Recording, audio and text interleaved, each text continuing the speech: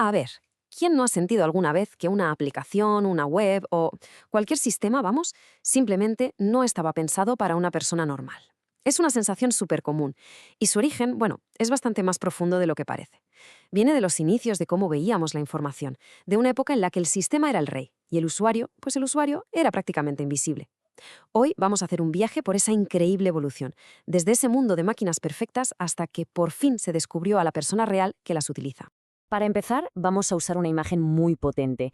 La película Metrópolis no era solo ciencia ficción, era, en cierto modo, una profecía de la era industrial.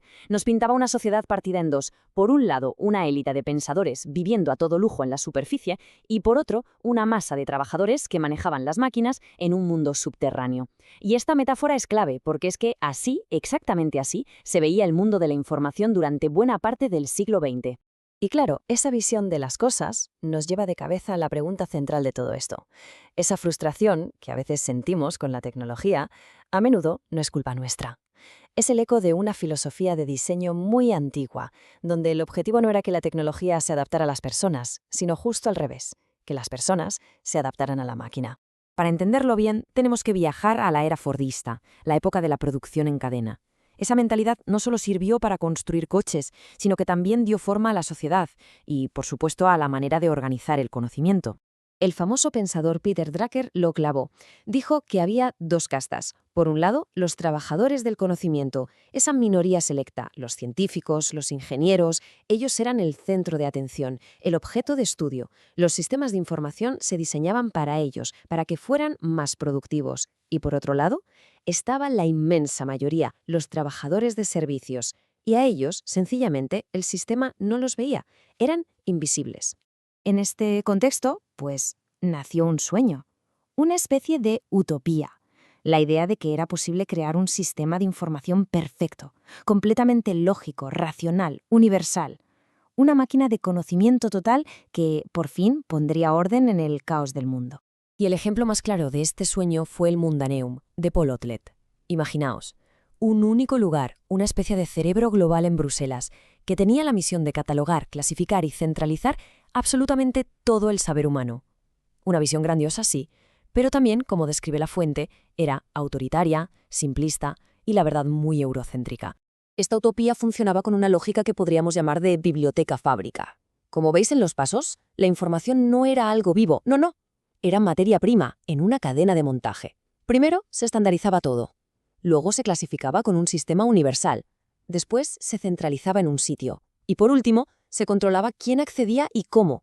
Era un sistema único, rígido, donde no había espacio para la diversidad o la interpretación personal.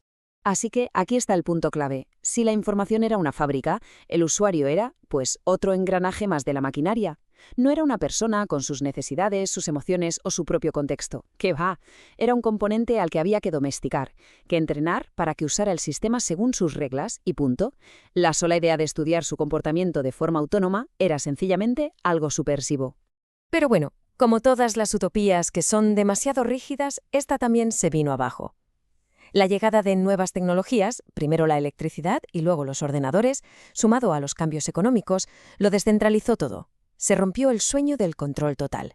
Y el sistema perfecto, de repente, se dio de bruces con la caótica realidad de los seres humanos. Esta línea de tiempo lo resume perfectamente. Empezamos con el modelo industrial de la biblioteca-fábrica. Luego pasamos a la era postfordista con la información ya descentralizada. Y llegamos al punto de inflexión a finales del siglo XX. El foco cambia radicalmente. Pasa del sistema al usuario. Y ese fue el momento de la gran pregunta. El momento en que los investigadores empezaron a cuestionar los cimientos del viejo paradigma. Oye, ¿y si todas esas suposiciones sobre las que se construyeron estos sistemas gigantescos eran en realidad solo mitos? La investigadora Brenda Dervin fue una de las que destapó estos mitos. Fijaos, se daba por hecho que la gente busca información de forma totalmente racional, pero la realidad es que estamos llenos de sesgos y emociones. Se creía que más información era siempre mejor, cuando en realidad eso puede llevar a la saturación, a la parálisis. Se ignoraba el contexto, cuando es justo lo que da sentido a los datos, y se pensaba que la información era neutra, objetiva, pero ahora sabemos que siempre está cargada de valores e interpretaciones. De las cenizas de todos esos mitos surgió una perspectiva completamente nueva. Fue una auténtica revolución en el pensamiento. Nació el campo del comportamiento informacional. ¿Y qué es esto exactamente? Pues es un cambio radical. En lugar de diseñar un sistema y cruzar los dedos para que la gente se adapte, este enfoque empieza por la persona. Se dedica a estudiar cómo la gente normal y corriente, en su día a día, en sus propios mundos, interactúa con la información para resolver sus problemas y, en fin, para dar sentido a su vida. Este gráfico lo deja clarísimo. Es un giro de 180 grados. El foco de estudio pasó de estar obsesionado casi al 100% con la perfección del sistema a dedicarse casi por completo a entender la realidad del ser humano que interactúa con él.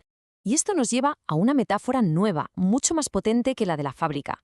La información no es una máquina, no es algo inerte, es una ecología. Un sistema vivo, complejo, que se adapta y donde las personas, los datos y los contextos están todos conectados entre sí.